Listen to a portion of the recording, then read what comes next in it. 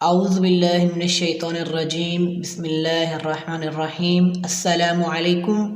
امید کرتے ہیں کہ اب سب خیریت سے ہوں گے۔ اللہ تعالیٰ آپ کو اپنے حفظ و امان میں رکھے، اللہ تعالیٰ آپ کو سلامت رکھے۔ تو آج ہم آپ کی خدمت میں ایک نئی ویڈیو کے ساتھ حاضر ہوئے ہیں۔ آج میں آپ کو بتاؤں گا کہ اگر انسان کو برا خواب آئے تو کیا کیا جائے، اور اس کے ساتھ ساتھ کون سی ایسی دعا پڑھی جائے کہ جس کے پڑھنے کی وجہ سے اللہ تعالیٰ اس شخص کو اس خواب کے نقصان سے بچا لیں گے۔ تو بڑھتے ہیں آج کی ویڈیو کی جانب۔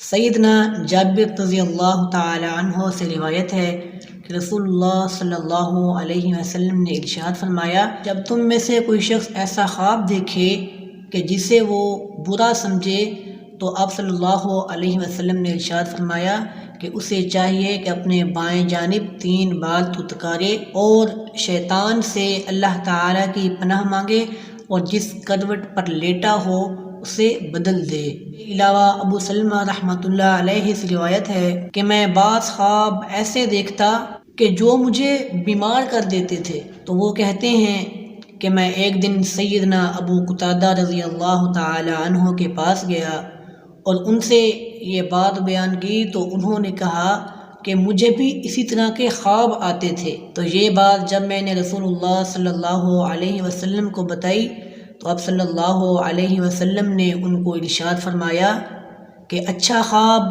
اللہ تعالیٰ کی طرف سے ہوتا ہے۔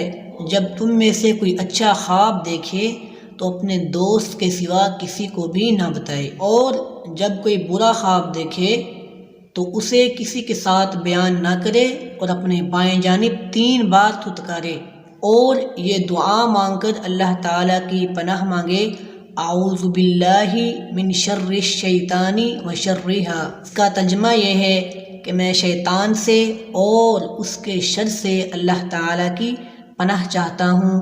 اس کے علاوہ آپ صلی اللہ علیہ وسلم نے ارشاد فرمایا، دیکھنے والا شخص اپنا خواب کسی سے بیان نہ کرے تو وہ اسے نقصان نہیں پہنچائے گا۔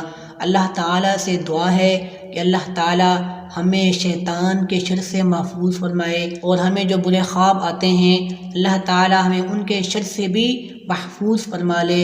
اللہ تعالیٰ ہماری اصلاح فرما دے، اللہ ہمارے اوپر رحم فرمائے۔ پیارے بھائی، ملتے ہیں ایک نئی ویڈیو میں نئے جذبات کے ساتھ، نئے احساسات کے ساتھ۔